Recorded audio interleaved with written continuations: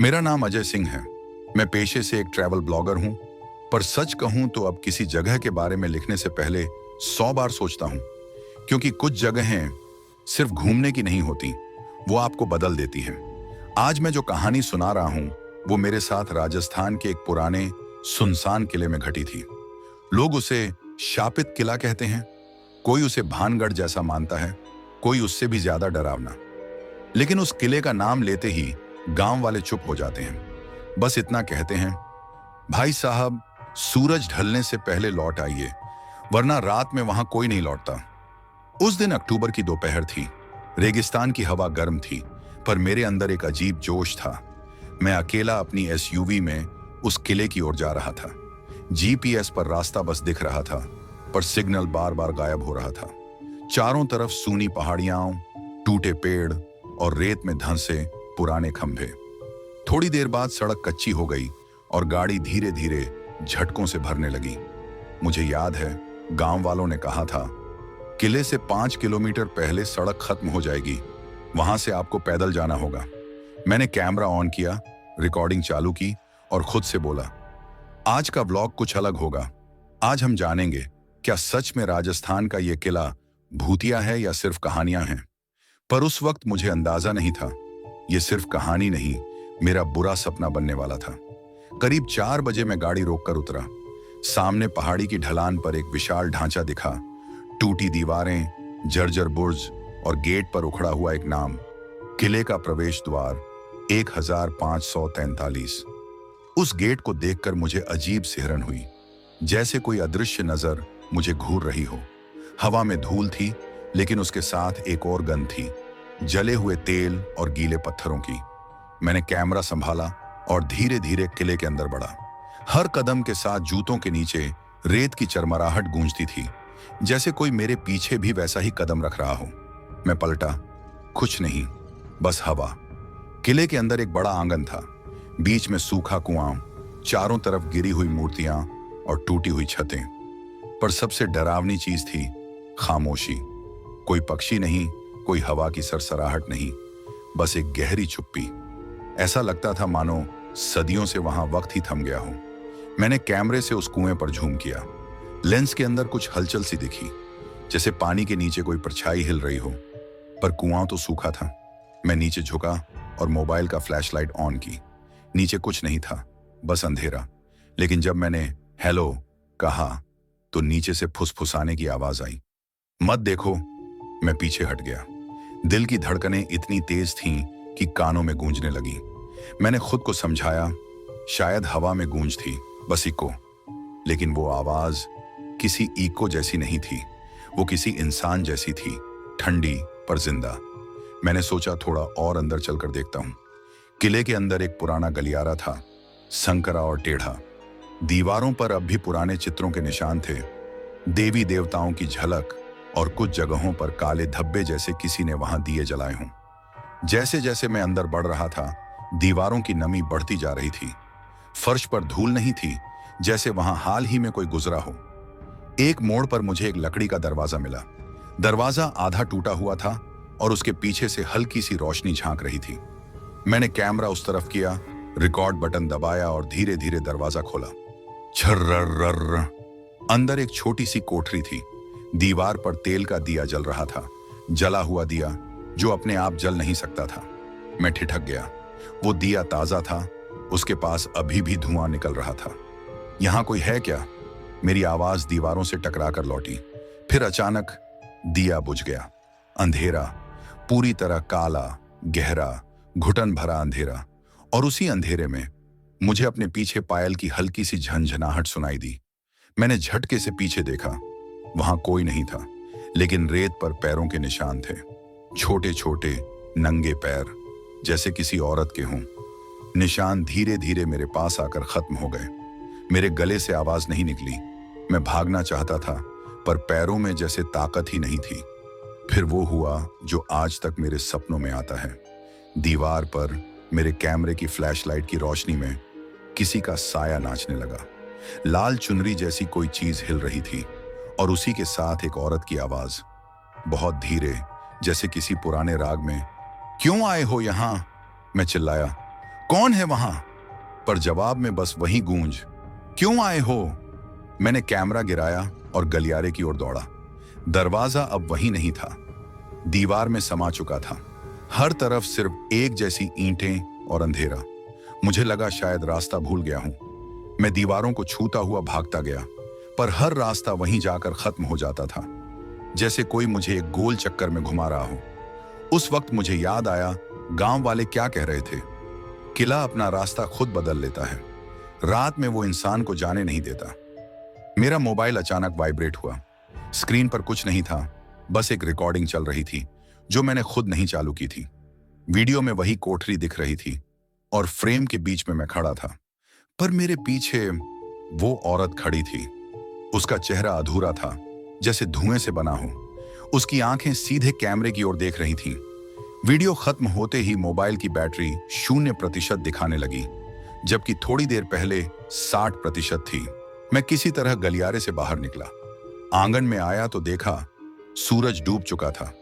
आसमान में बस नारंगी और काले रंग का मिश्रण था। हवा ठंडी हो गई थी और रेत पर धुंध उतर रही थी।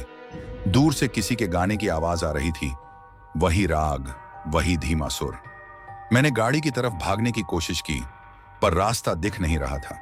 रेत में अजीब से निशान थे, जैसे कोई मुझे घेरे जा रहा हो। हर दिशा में वही साएं, वही झनझनाती पायलें और वही ठंडी हवा जो अब चीखों जैसी लग रही थी। मैं गिर पड़ा। रेत मेरे मुंह में चली गई, सांस अटकने लगी और फिर किसी ने मेरे कान के पास झुककर बहुत धीरे कहा, अभी तो शाम हुई है, रात देखना। वो आखिरी बात मुझे आज तक याद है। जब मैं अगली सुबह जागा, मैं गांव के बाहर था। गाड़ी वहीं थी, कैमरा टूटा हुआ। रिकॉर्डिंग में सब कुछ मिट चुका था, सिवाय एक ऑडियो के जिसमें वही आवाज थी, क्यों आए हो यहां? मैं नहीं जानता था कि मैं उस रात कैसे बचा। सुबह जब आंख खुली तो शरीर पूरा रेत से ढका था। गाड़ी कुछ ही दूर खड़ी थी। गांव के 2 आदमी मुझे देख रहे थे। एक का नाम हरिराम था, दूसरा छोटेलाल। हरिराम ने कहा, बाबूजी, बोला था ना रात में मत रुकना। किला रात में किसी को छोड़ता नहीं। मैं कुछ बोल नहीं पाया। सिर भारी था, गला सूखा, पर मन में सिर्फ एक सवाल गूंज रहा था, आखिर ये किला है कौन सा और इसके साथ हुआ क्या था? गांव के बीच एक पुरानी चौपाल थी। मिट्टी की दीवारों पर लाल झंडे और बीच में पीपल का पेड़। वहीं बैठकर हरिराम ने मुझे पानी दिया और धीरे धीरे बताने लगा। इस किले का नाम था रतनगढ़ दुर्ग। इसे 1543 में राजा रतन सिंह देव ने बनवाया था। राजा रतन सिंह अपने समय के बेहद विद्वान और वीर माने जाते थे। उन्होंने इस किले को बनवाया ताकि आसपास के छोटे गांवों को डाकुओं और अफगानी आक्रमणों से बचाया जा सके। किला ऊंची पहाड़ी पर था, नीचे एक छोटी नदी बहती थी। कहा जाता है इस जगह का चयन एक राजपुरोहित ने किया था, जिसने चेतावनी दी थी, यह भूमि शुभ नहीं है। यहां पहले भी एक नगर बसा था जो श्राप से नष्ट हुआ, पर राजा रत्न सिंह ने कहा, राजा का साहस ही उसकी रक्षा है, और फिर निर्माण शुरू हो गया। करीब 2 साल लगे किला पूरा बनने में। सैकड़ों मजदूर दिन रात पत्थर ढोते, दीवारें खड़ी करते, पर जैसे जैसे निर्माण आगे बढ़ता गया, वैसे वैसे अजीब अजीब घटनाएं होने लगीं। कभी कोई मजदूर गिरकर मर जाता, कभी कोई रात में गायब हो जाता। दीवार पर बनते चित्र खुद ब खुद मिट जाते। किसी ने बताया कि आधी रात में दीवारों के पीछे कोई औरत रोती है। राजा रतन सिंह ने इसे अंधविश्वास कहकर नजरअंदाज किया, लेकिन एक रात उनके सपने में वही पुरोहित आया जिसने चेतावनी दी थी। सपने में उसने कहा, राजा साहब, यह भूमि देवी कर्णिका की है। आपने बिना पूजा करवाए निर्माण शुरू किया। जब तक देवी की आत्मा को शांति नहीं मिलेगी, यह किला रक्त मांगता रहेगा। राजा ने अगले दिन पूजा का आदेश दिया। 7 दिन तक यज्ञ हुआ। माना जाता है कि उसी समय एक राजकुमारी कर्णिका की आत्मा प्रकट हुई, रानी मीराबाई की भांजी, जिसे 100 साल पहले इसी भूमि पर धोखे से मार दिया गया था।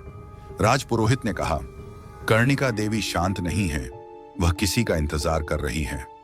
कहा जाता है कि तभी किले के उत्तरी हिस्से में एक सीलबंद कमरा बनवाया गया, जहां उस राजकुमारी की स्मृति में दीप जलाया गया।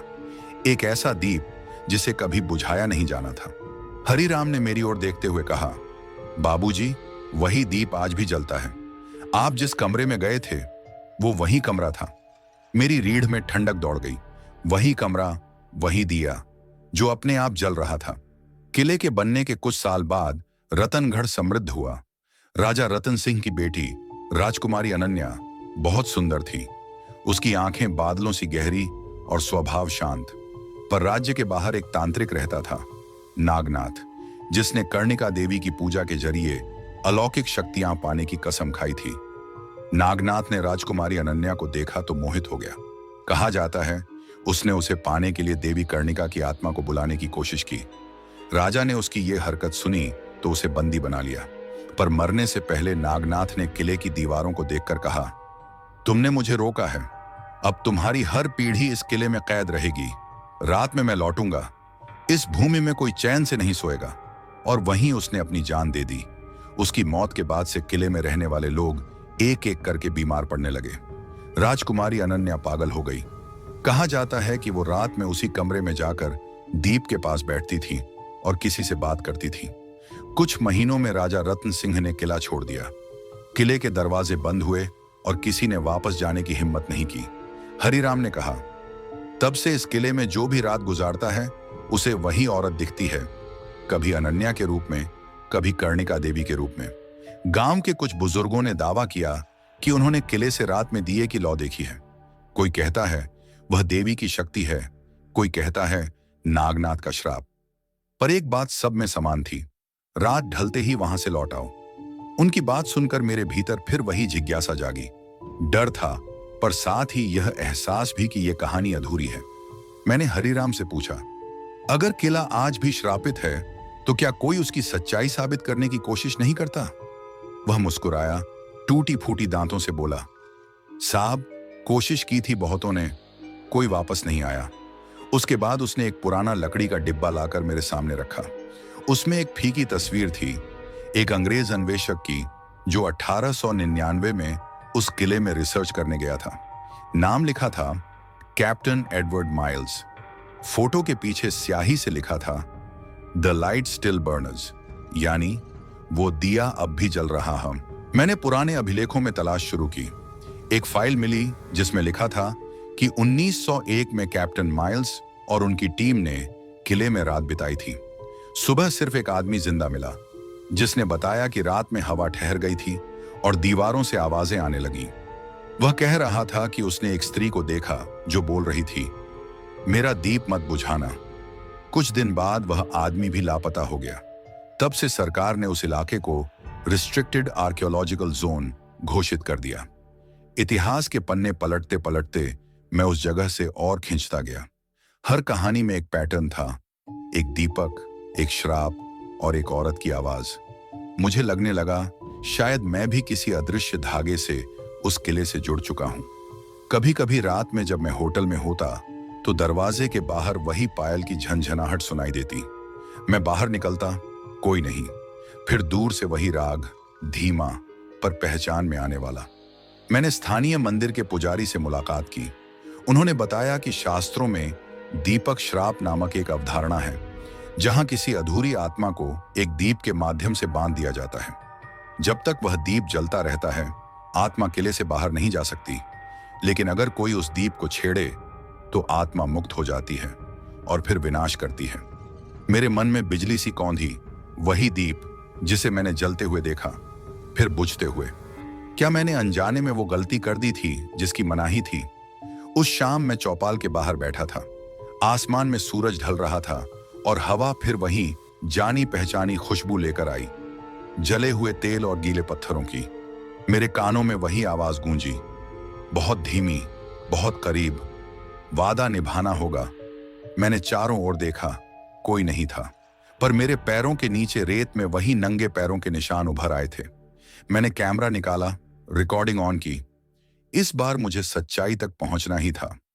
मैं गांव के बुजुर्ग पंडित से बातें कर रहा था और हर शब्द मेरे दिल में डर की गहरी लकीर छोड़ रहा था। उन्होंने कहा, अजय बेटा, जो तुमने देखा वो सिर्फ शुरुआत है। असली कहानी राजकुमारी अनन्या और तांत्रिक नागनाथ से जुड़ी है। किले का श्राप यहीं से फैला। राजकुमारी अनन्या राजा रतन सिंह की इकलौती बेटी थी। उसकी आंखें जैसे दो गहरे तालाब, मुस्कान में अजीब सी उदासी। वह बचपन से ही अपने राज्य की खुशहाली में व्यस्त थी। पर उसके दिल में एक खालीपन था, किसी के साथ जुड़ने की चाह। किले के बाग में एक दिन वह वीरेंद्र से मिली, एक साधारण सैनिक, ईमानदार और बहादुर। धीरे धीरे उनकी दोस्ती प्यार में बदल गई, पर उनके सुख के पीछे छिपा था अंधेरा। नागनाथ नागनाथ राज्य के बाहर का तांत्रिक किले के पास ही रहता था। राजकुमारी की सुंदरता और मासूमियत ने उसे मोहित कर दिया, पर वह सिर्फ प्रेम नहीं चाहता था, वह चाहता था राजकुमारी की आत्मा पर कब्जा। नागनाथ ने पुराने ग्रंथों में लिखा काला तंत्र खोजा। उसके जादू से कोई भी इंसान उसकी इच्छा के अधीन हो सकता था। राजकुमारी के सैनिक और मित्र भी उसके जाल में फंसते गए। राजकुमारी और वीरेंद्र ने किले की गैलरी में छिपकर मुलाकात की। नागनाथ को इस बात की जानकारी मिल गई। उसने अपने काले तंत्र से एक जाल बिछाया। जब राजकुमारी दीपक लेकर आई, नागनाथ ने मंत्र उच्चारित किए। दीपक की लौ अचानक तेजी से झुलसने लगी, दीवारें कांपने लगीं। वीरेंद्र को चुप कर दिया गया। उसकी आवाज काले तंत्र में फंसी रही। राजकुमारी डर से कांप रही थी, पर वह भागने की कोशिश कर रही थी। नागनाथ ने उसकी आंखों पर अलौकिक शक्ति डाली। राजकुमारी चीखी, पर आवाज दीवारों में गुम हो गई। उसकी आत्मा उसी दीपक में फंसी, और यही था किले का असली श्राप। तांत्रिक नागनाथ की मृत्यु के बाद भी किला वीरान नहीं हुआ। कहा जाता है कि राजकुमारी अनन्या की आत्मा उस दीपक के माध्यम से अभी भी किले में घूमती है। जो भी रात में वहां गया, उसने दीपक जलते देखा और कभी कभी सुनी वही धीमी आवाज, क्यों आए हो यहां?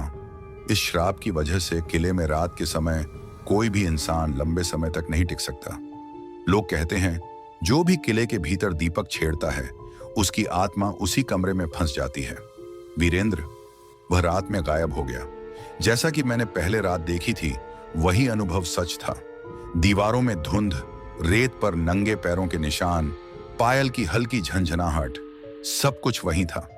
मैंने महसूस किया कि मैं भी उस श्राप से जुड़ गया हूं, और शायद वही आवाज मेरी चेतना को आजमा रही थी। रात होते ही किले के अंदर का हर कोना जीवित लगता था। दीपक की रोशनी में राजकुमारी का साया दिखता, कभी मुस्कुराती, कभी रोती। उसका चेहरा धुंधला, पर आंखों में दर्द और गुस्सा साफ झलकता। हर कदम पर ऐसा लगता जैसे कोई अनजानी शक्ति मुझे अपनी ओर खींच रही हो। किले का हर कोना राजकुमारी अनन्या और नागनाथ के विश्वासघात और श्राप की गाथा कहता है। यह सिर्फ डरावनी कहानी नहीं, यह प्रेम, धोखा और अधूरी इच्छाओं की कहानी है। और अब मुझे लगता है मैंने जो देखा वो सिर्फ शुरुआत थी। शेष कहानी में और भी डरावनी घटनाएं घटित हुईं, जो अब तक किसी ने रिकॉर्ड नहीं की थी। मैं फिर से वही किला देखने गया, अब अकेला और तैयार अपने डर का सामना करने के लिए। सुबह की धूप में किला शांत था, लेकिन जैसे ही सूरज ढलने लगा, वहां एक अजीब सी सन्नाटा छा गया। सूरज की आखिरी किरणें दीवारों पर गिरती और शैडोज की लंबी धारियां बनाती, जैसे किले की दीवारें खुद जीवित हों। मैंने कैमरा ऑन किया, फ्लैशलाइट तैयार रखी और धीरे धीरे आंगन में कदम रखा। जैसे ही मैं आंगन में गया, रेत पर नंगे पैरों के निशान दिखे। अभी अभी ही किसी ने चलकर वहां से गुजरने की आभास दी। मैंने फुसफुसाते हुए कहा, कौन है वहां? कोई जवाब नहीं आया, पर मेरे पीछे हवा में हल्की झंझनाहट सुनाई दी। मैंने पीछे देखा, खाली आंगन, टूटी मूर्तियां और एक पुराना कुआं। जैसे ही मैंने कुएं पर कैमरा झूम किया, मेरी रूह कांप गई। कुएं में एक हल्की परछाई हिल रही थी। मैंने सोचा शायद मेरी आंखों का भ्रम है, पर उस परछाई की आंखें चमक रही थीं। मैं किले के एक संकरा गलियारे में चला गया। दीवारें इतनी ऊंची थीं कि ऊपर का आकाश दिखाई नहीं देता। जैसे ही मैं अंदर गया, दूर से धीमी फुसफुसाती हुई आवाजें आईं। क्यों आए हो यहां? मुझे लगा कि यह वही आवाज है, राजकुमारी अनन्या की। लेकिन मैं हिम्मत करके आगे बढ़ा। मेरे कदमों की आहट मेरे कानों में 2-3 गुना गूंज रही थी। गलियारे के बीच में मैंने देखा, दीवारों के पुराने चित्र अचानक हिलने लगे। पुराने शिलालेख धुंधले हो रहे थे और उनके बीच काले धब्बे बन रहे थे, जो धीरे धीरे मानव आकार ले रहे थे। जैसे ही मैं आगे बढ़ा, हवा ठंडी हो गई। मेरे चेहरे पर ठंडक की झिल्ली दौड़ गई। मैंने कैमरे की फ्लैशलाइट चालू की और उस रोशनी में एक साया मेरे सामने खड़ा था। वो साया धुंधला था, पर हाथ, पैर और चेहरे का आकार स्पष्ट था। उसकी आंखें गहरी काली और हवाओं में पायल की हल्की आवाज सुनाई दे रही थी। मैंने धीरे से पूछा, तुम कौन हो? साया हिला और फुसफुसाया, दीप मत बुझाओ। मेरे कदम रुक गए। मैं महसूस कर सकता था कि कोई अदृश्य शक्ति मुझे अपने पास खींच रही है। रोशनी की ओर भागा, पर गलियारा अनंत जैसा लग रहा था। मैंने देखा कि कुएं के पास कुछ गिरा हुआ था, एक पुराना दिया, बिल्कुल वैसे ही जैसा मैंने पहले देखा था। मैंने उसे हाथ में लिया और उसी समय दीवार पर प्राचीन चित्रों में हलचल हुई। चित्रों में दिख रहे वीरेंद्र और राजकुमारी अनन्या की आकृतियां जिंदा हो उठी और जैसे मेरी ओर देख रही हूं। आसपास का तापमान अचानक गिर गया। मेरे सांसें काफी धुंधली हो गई थीं और मेरी धड़कन तेज हो चुकी थी। फिर मैंने सुना दीवारों से धीमी सी चीख, राजा का वादा पूरा करो। जैसे ही मैं किले के उत्तरी हिस्से की ओर गया, अंधेरा घना हो गया।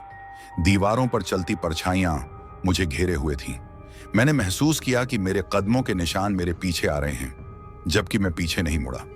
फुसफुसाहटें, पायल की आवाजें, हल्की चीख, सब कुछ एक ही समय में मेरे चारों तरफ थी। मैंने झटके से कैमरा ऊपर उठाया और देखा दीवारों पर राजकुमारी अनन्या का चेहरा चमक रहा था, आंखों में दर्द और क्रोध। मैंने दौड़ने की कोशिश की, पर गलियारा लंबा और घुमावदार था। हर मोड़ पर वही आवाज, क्यों आए हो यहां? मैंने महसूस किया कि यह कोई मनुष्य नहीं, बल्कि श्रापित आत्माओं की शक्ति है। रात बढ़ रही थी और मेरी हिम्मत लगभग खत्म हो चुकी थी, लेकिन मैं जानता था अगर मैं पीछे हटूंगा, किला मुझे कभी छोड़ने नहीं देगा। मेरे कानों में अब भी वही आवाज गूंज रही थी, रूह कांप रही थी, दिल तेजी से धड़क रहा था। मैंने अपने कैमरे को रिकॉर्डिंग पर चालू रखा। हर ध्वनि, हर परछाई, हर फुसफुसाहट, सब कुछ कैद करना था। किले के हर कोने में वही दीप और पायल की झंझनाहट थी, जैसे कोई अतीत के प्रेत मेरे चारों ओर घूम रहे हों और मैं सिर्फ एक आदमी, अकेला, उस रहस्य में फंसा हुआ। मैं किले के उत्तरी हिस्से में खड़ा था, जहां रात का अंधेरा अब पूरी तरह फैल चुका था। हर दीवार, हर पत्थर जैसे अपनी कहानी कह रहा था। मैंने कैमरा चालू किया और अपनी हिम्मत एक बार फिर जुटाई। मेरे सामने वही दीप जल रहा था, जैसे राजकुमारी की आत्मा इंतजार कर रही हो। जैसे ही मैं दीप के पास गया, हवा अचानक रुक गई। किले की दीवारों पर एक हल्की नीली रोशनी फैल गई। मैंने महसूस किया कि राजकुमारी अनन्या की आत्मा मेरे सामने प्रकट हो रही थी। उसका चेहरा सुंदर, पर आंखों में अद्भुत क्रोध और दुख झलक रहा था। उसने धीरे धीरे कहा, क्यों आए हो इस श्रापित स्थान पर? मैंने उत्तर दिया, सच्चाई जाननी है। क्यों किला भूतिया है और तुम अभी भी यहां क्यों हो? उसकी आवाज धीमी थी, लेकिन मेरे कानों में गूंज रही थी। तभी दीप की लौ अचानक तेजी से झुलसने लगी। दीवारों पर पुराने चित्र, राजकुमारी, वीरेंद्र और नागनाथ जिंदा हो उठे। वीरेंद्र की आकृति कराह रही थी, नागनाथ की छाया क्रोध में तड़प रही थी। मैंने समझा कि यह सब नागनाथ के काले तंत्र का असर है। उसने अपने जीवन में राजकुमारी की आत्मा को फंसाया और उसकी पीड़ा को किले के प्रत्येक पत्थर में बांध दिया। अब वह तंत्र अधूरा है और राजकुमारी की आत्मा लगातार शक्ति जुटा रही है। जैसे ही मैंने दीप छूने की कोशिश की, नागनाथ की छाया ने मुझे पीछे धकेल दिया। मैं गिरा, पर कैमरा रिकॉर्ड कर रहा था। दीवारों से आवाजें आईं, दीप मत बुझाओ या फिर विनाश होगा।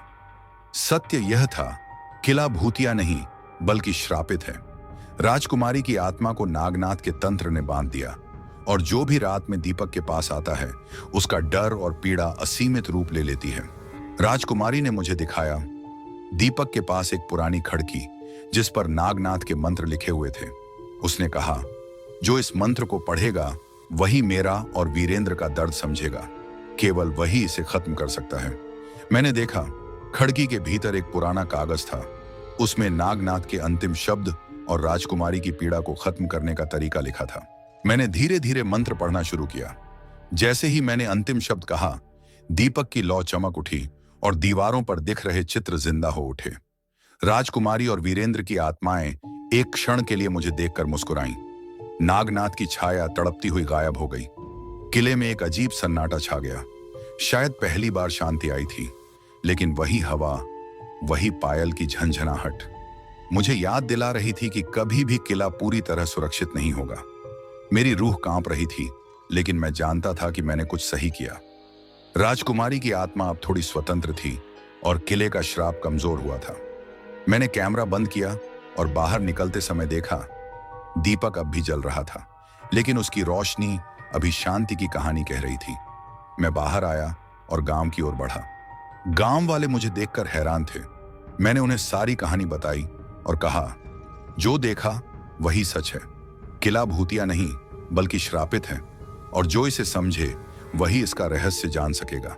जैसा कि मैंने अपने अनुभव साझा किया, राजस्थान का यह किला केवल पत्थरों और दीवारों का नहीं है। ये एक ऐसी जगह है जहां प्रेम, विश्वासघात और अलौकिक शक्ति का इतिहास हर कदम पर महसूस होता है। राजकुमारी अनन्या की आत्मा, नागनाथ का काला तंत्र और दीपक की शक्ति सब मिलकर इसे श्रापित और रहस्यमय बनाते हैं।